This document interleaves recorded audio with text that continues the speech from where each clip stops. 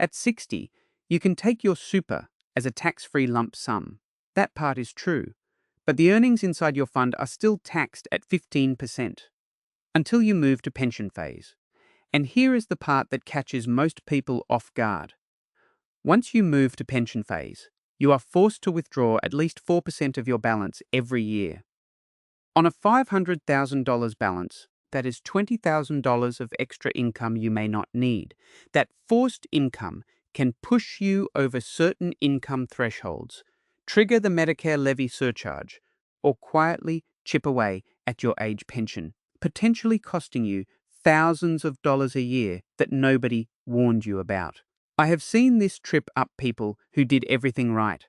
They saved hard, they reached 60, and they made the move that every piece of general advice told them to make. Switch to pension phase. Get those tax-free earnings. What they did not know is that the switch itself can cost more than the tax they were trying to avoid. So what actually happens to your super at 60? And why might the standard advice to move to pension phase straight away be the wrong call for your situation?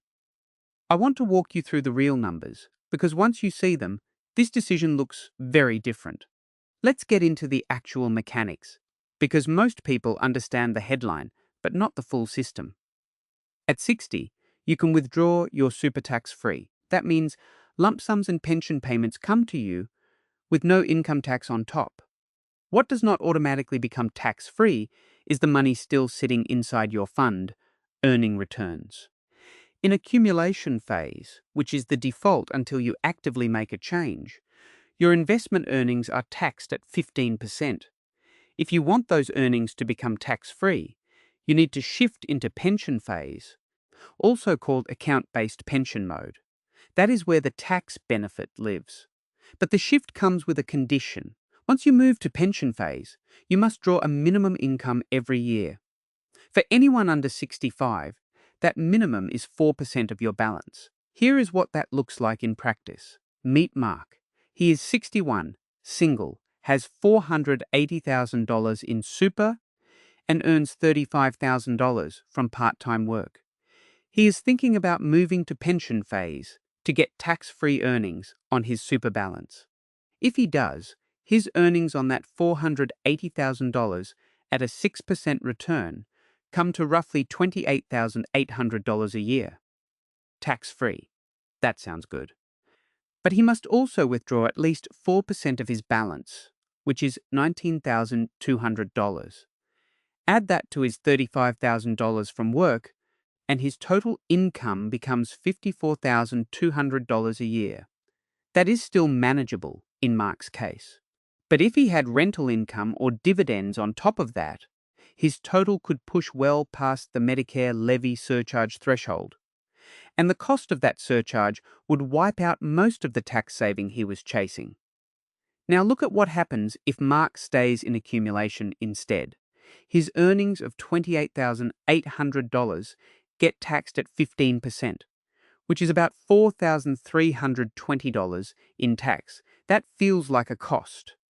But here is what most people miss. Mark keeps full control of his money.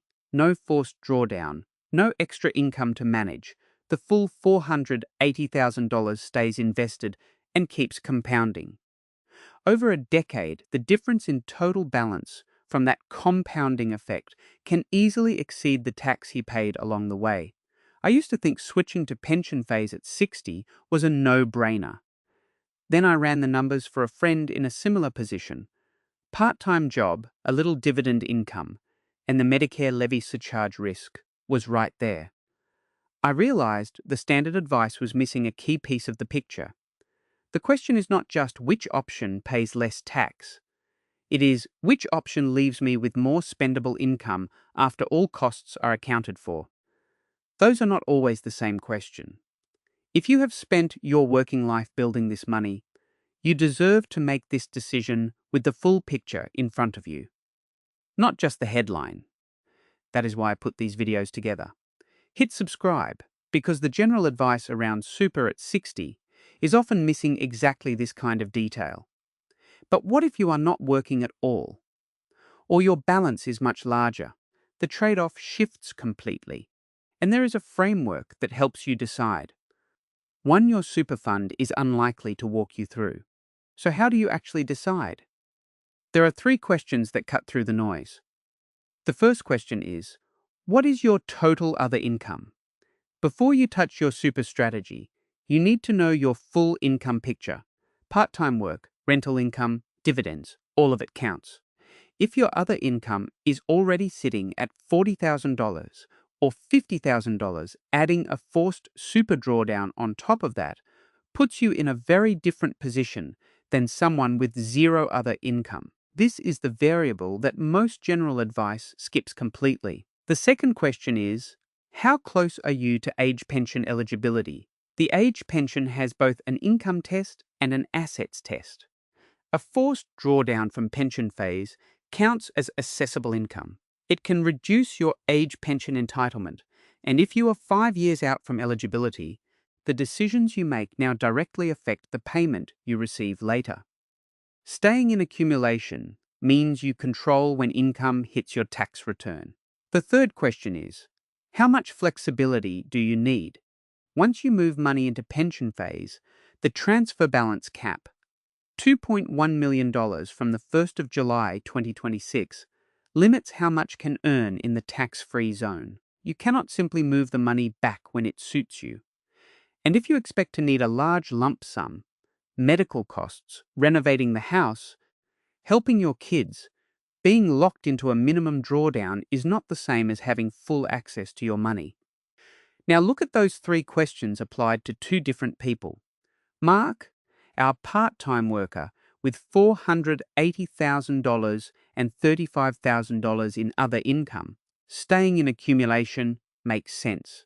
He pays $4,320 in tax on his earnings, but he avoids a forced $19,200 drawdown that could push him into income threshold problems. The 15% tax is the cheaper option. Jane, age 62, $800,000 in super, no other income at all. Completely different picture. Her only income in pension phase is the minimum drawdown, 4% of $800,000, which is $32,000. Tax-free earnings on $800,000 at 6% means $48,000 in earnings that would otherwise be taxed at 15%, saving her about $7,200 a year compared to accumulation. No other income pushing her toward any threshold. Pension phase is a clear winner for Jane. Same system, same rules, very different outcomes.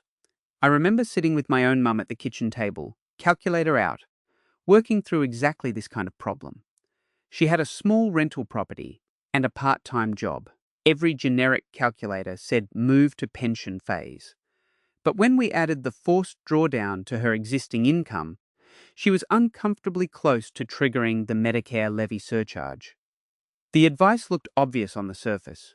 It was not. But there is one scenario that stress tests both options in a way most people do not think about until it happens, a market downturn. And when markets fall, the forced drawdown creates a problem that has nothing to do with tax. Let's run a scenario most financial planning conversations skip over. The market drops 20% in a year. It happens. History shows it with some regularity. What happens to you depends entirely on which phase your super is in. If you are in pension phase, your account balance at the start of July is used to calculate your minimum drawdown. Say you start the financial year with $500,000. The minimum is 4%, so that is $20,000 you must withdraw during the year. Then markets fall 20%. Your balance is now $400,000. But you have already taken, or are obligated to take, that $20,000 drawdown based on the higher starting balance. You are selling assets when the price is low to fund a withdrawal you did not choose and may not need. You are locking in losses. The person who stays in accumulation faces the same market drop. Their balance falls too, but they are not forced to sell anything. They can sit on their hands and wait. No mandatory withdrawal. No selling at the bottom. They ride the downturn out. The average bear market has historically taken around 2 to 3 years to fully recover. Selling at the low point can cost you 15% to 20% of your long-term growth because those sold units never get to participate in the recovery. This is not a theoretical risk. Anyone who was in pension phase during a significant market correction and needed to meet their minimum drawdown felt this directly.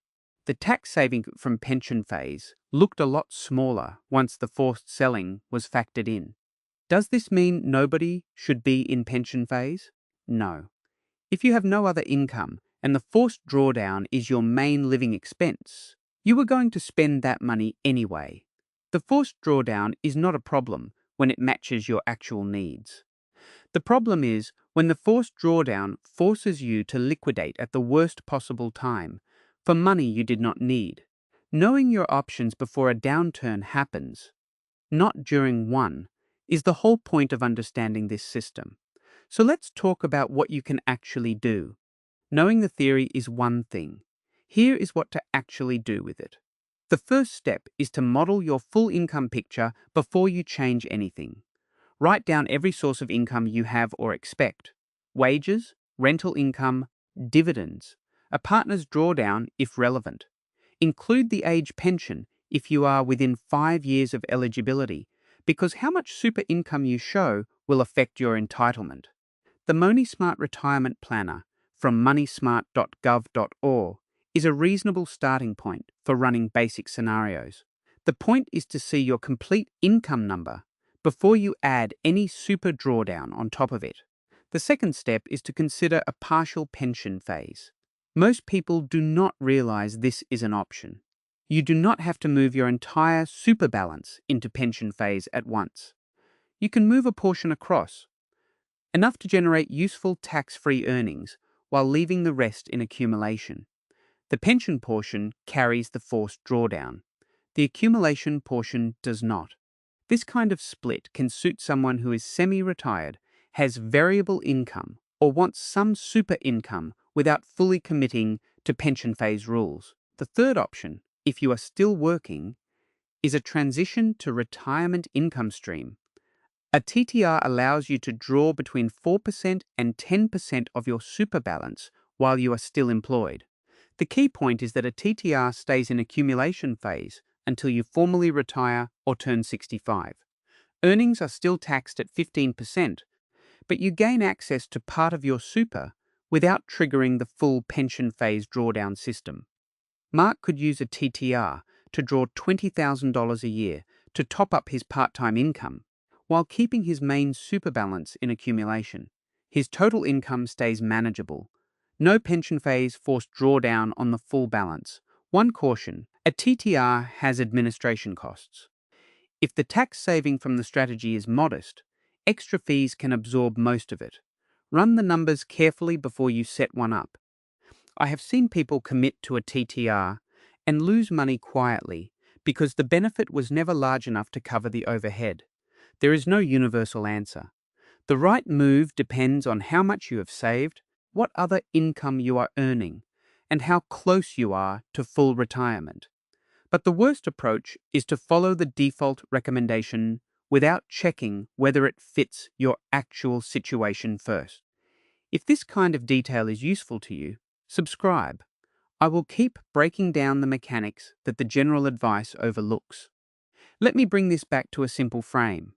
The question most people ask is, should I switch to pension phase? But that is the wrong question. The right question is, which option gives me the most after-tax spendable income? Not which option has the lowest tax rate. Those two things are not always the same. A lower tax rate on your earnings can come with a higher cost in forced drawdowns, Medicare Levy Surcharge, or reduced age pension. The headline benefit can easily be outweighed by the total cost. That is what this video was really about. Not about telling you which choice to make, but about making sure you understand the full picture before you make it. I am not a licensed financial advisor, and I do not know the detail of your specific situation. But I do know this: the people I have seen get this wrong were not careless. They were following advice that was technically correct but missing the second and third order effects. They switched to pension phase because that is what made sense at the headline level.